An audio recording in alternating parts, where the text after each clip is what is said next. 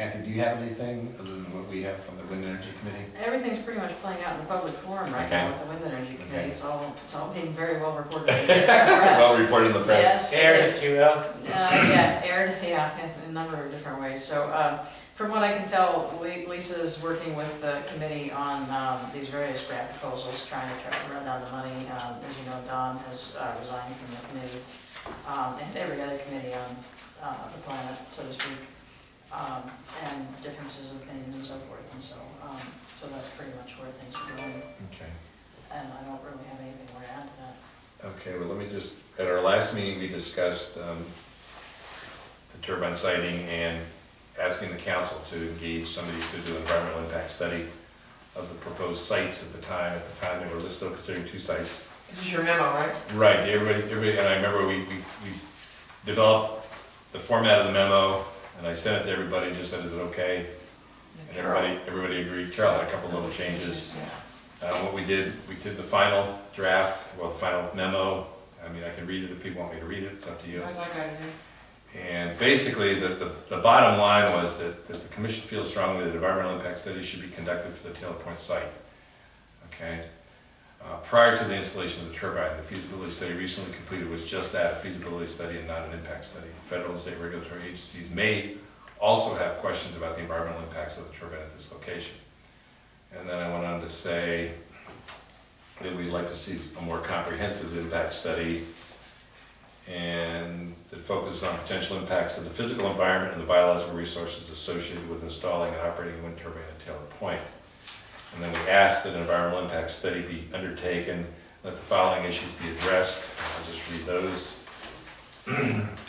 What are the impacts of temporary and permanent alterations to the physical environment at Taylor Point? Whether there's any clearing, any installation of any lines or poles, areas that need to be cleared either temporarily or permanently for turbine installation, and any associated infrastructure such as power lines. I'd like to know what that's going to be. What is the visual and aesthetic impact of the turbine on the bay, Potter's Cove, farmland, marshland, view sheds? In other words, the view sheds that everybody is very familiar with in that area. Basically, that would be generating some more of those Photoshop. Let's hope, so not those, but well, real they need to ones. do one at a better scale. I just said last night in the Daily News, the town of Tiverton is requesting that view sheds be done for everything from a mile. What did they say? They've developed some guidelines for doing it, and it's going to be like within a certain distance and then outside of a certain distance. Oh, that's a good idea. So they've developed guidelines for doing it, and it's based on the height of the tower. That's a great idea. So we're not that advanced yet, but a lot of communities are working on turbine siting and guidelines for it. The other thing is, how will the passive and active recreational uses of the site and surrounding area be affected? That's something we talked about at our last meeting. Will there be any? Mainly we were more concerned with Fort Getty at the time, but there are some active and passive recreational uses at Taylor Point.